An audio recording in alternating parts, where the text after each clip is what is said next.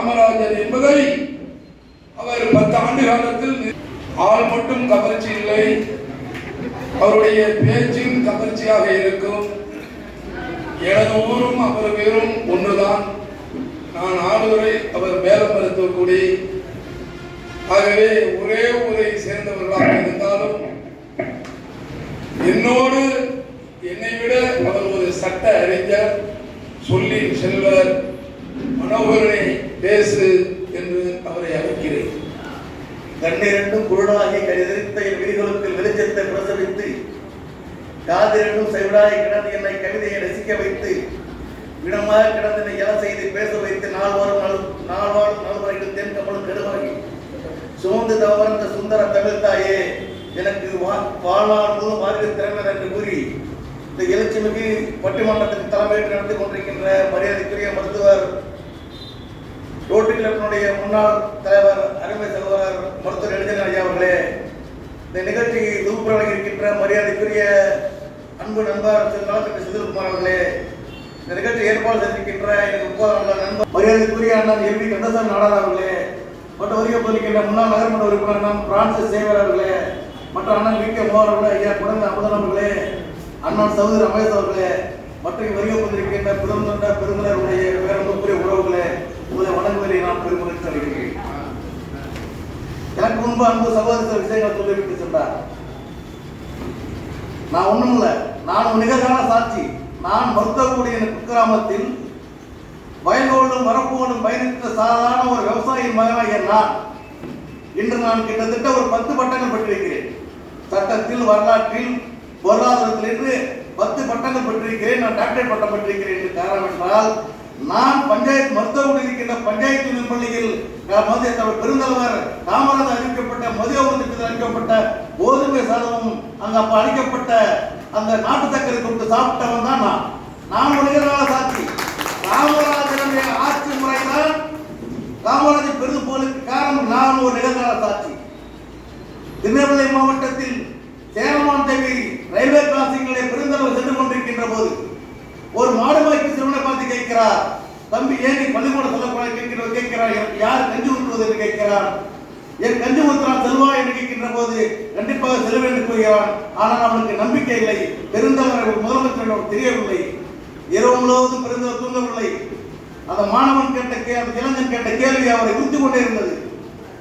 உடனே அன்றைய கல்வி இயக்குநராக இருந்த மரியாதை சுந்தரவேல் ஐயாவை கூப்பிட்டு சமூகம் விவாதிக்கிறார். அன்றைய நிதியமைச்சராக இருந்த ஸ்ரீ சுப்பிரமணியத்தை விவாதிக்கிறார். அதன் பிறகு அவர் ஒரு கணக்கு சொல்கிறார்கள். அந்த கணக்குப்படி நிதி பற்றாக்குறை இருந்தாலும் பெருந்தலைவர் சொல்கிறார், பணம் இருக்கின்ற வரை அரசாங்கம் செலவு செய்யும். அரசிடம் பணம் என்றால் நான் மக்களிடம் மடி எழுதி சென்று பிச்சை கேட்டாவது செய்வேன் என்று கூறினார். அதான் சொல்கிறார். 1955 மார்ச் 27ஆம் தேதி சென்னையில் உள்ள மெமோரியல் ஹாலில் இடம்பெற்ற தொடங்குகிறார். ஏழை மாணவர்களுக்கு, தொடக்கப்பள்ளி மாணவர்களுக்கு மதிய உணவு திட்டம் வழங்கும் திட்டம், ஆசிரியர் பணியை அறப்பணியில் செய்து கொண்டிருக்கின்ற ஆசிரியர்களுக்கு ஓய்வு திட்டம், முத்தான திட்டங்களை அந்த மேடையில தான், அந்த பேரணியில் ஆசிரியர் மாநாட்டில் தான் பெருந்தலைவர் அறிவித்தார்கள். அதன் தொடக்கமாக முண்டாசு கட்டிய பட்டாசு கவிஞர் எட்டயபுரத்து எரிமலை நீடுதல் நீக்க வந்த பாடலா பாரதி பிறந்த எட்டயபுரத்தில் இதை முதலாக கொண்டு வந்தவர் பெருந்தலைவர் காமராஜர். இந்த மதிய உணவு திட்டம் ஒரு காலகட்ட நிதி நெருக்கடி நிறுத்தப்படும் சூழல் ஏற்பட்ட போது மத்திய சர்க்காரும் தனக்கு செல்வாக்கை பயன்படுத்தி சுந்தரவேல் அவர்களையும் நம்முடைய நிதியமைச்சர் சீஸ்புரம் அழைத்துக் கொண்டு அன்றைய பாரத பிரதமர் பண்டித ஜவஹர்லால் நேரு அவர்களையும் அன்றைய மத்திய நிதியமைச்சராக இருந்த டி.கே. பிரமச்சரை கேட்டுக்கொண்டு சொல்லுகிறார், ஐயா அவர்களே, நீங்கள் இந்த 5 ஆண்டு திட்டங்கள் 5 ஆண்டு திட்டத்தில் இந்த ஒரு திட்டங்களை சேர்த்துக் கொள்ளுங்கள் என்று ஒரு அழுத்தம் கொடுத்து அன்றைக்கு மத்தியிலே இருந்த காமராஜர் ஐயாவுக்கு செல்வாக்கை பயன்படுத்தி தமிழக இந்தியாவுடைய 2ஆம் டிபர்கரை கூட சுமந்து கொண்டு முட்டி மோதி வருகிறார். ஐயாவுடன் பேச அனுமதிகள் இருக்கிறார்.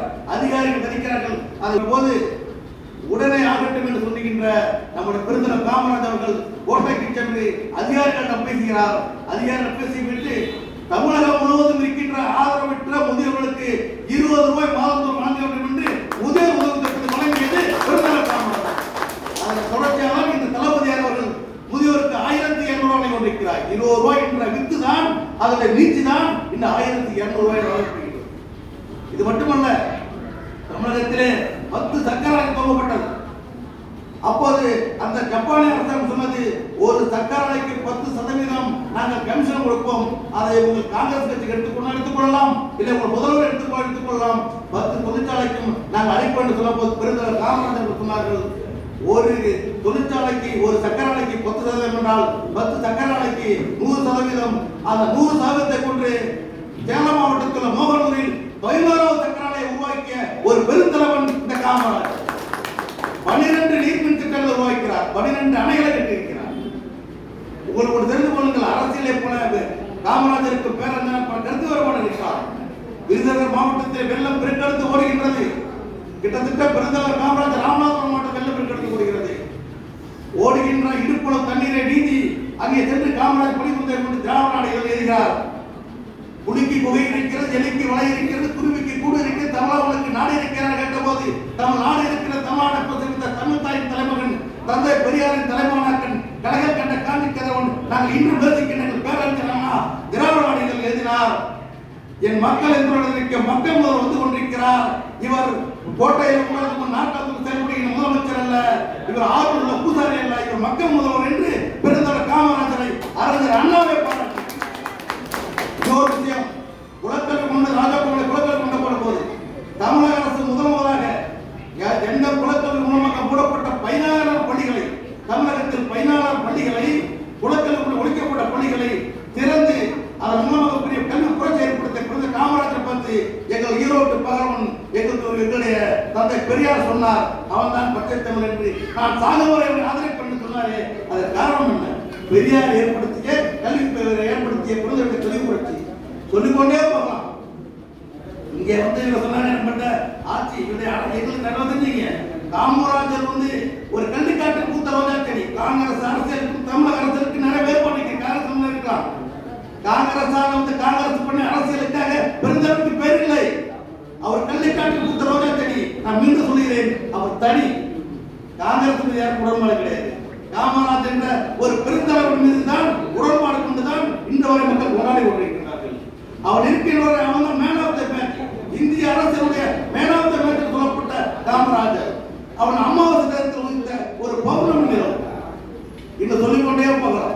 எண்ணற்ற திட்டங்கள், ஏராளமான திட்டங்கள். இன்று கிட்டத்தட்ட சென்னையிலிருந்து 300 மைலுக்கு அப்பால் இருக்கின்ற நம்ம தஞ்சாவூரில், நம்ம காவிரி டெல்டாவில் எந்த ஒரு வசதியில்லாத சூழ்நிலையில் கிட்ட ஒரு டிஸ்ட்ரிக்ட் ஜில்லா போர்டுடைய ரயில்வே செஸ் வரை கொண்ட 1,30,00,000 கொண்டு கருணாய் வாழ்ந்த தஞ்சாவூர் சட்டமன்ற உறுப்பினர் இருந்த பரிசுத்த நாடார் கொடுத்த 89 ஏக்கர் நிலத்தில் தான் இந்த மருத்துவமனை இருக்கிறது. இது ஒரு நினைப்பு இருக்கிற சாட்சி.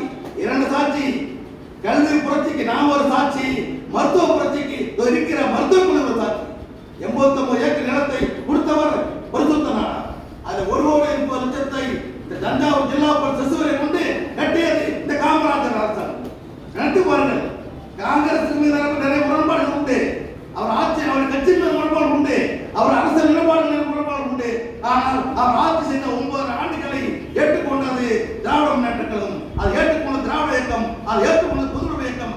ஆகவே பெருந்தலைவருடைய இன்றைய புகழுக்கும் நீடித்த புகழுக்கும் பெருந்த காரணமாக அவருடைய அரசியல் அல்ல, அவருடைய அரசியல் பின்னணி இல்ல, அவர் 9 ஆண்டுகாலம் ஆட்சி செய்த அவருடைய அற்புதங்கள், அவர் நடத்திய சாகசங்கள் கூறி தந்தவாய்க்கு விடுகிறேன்.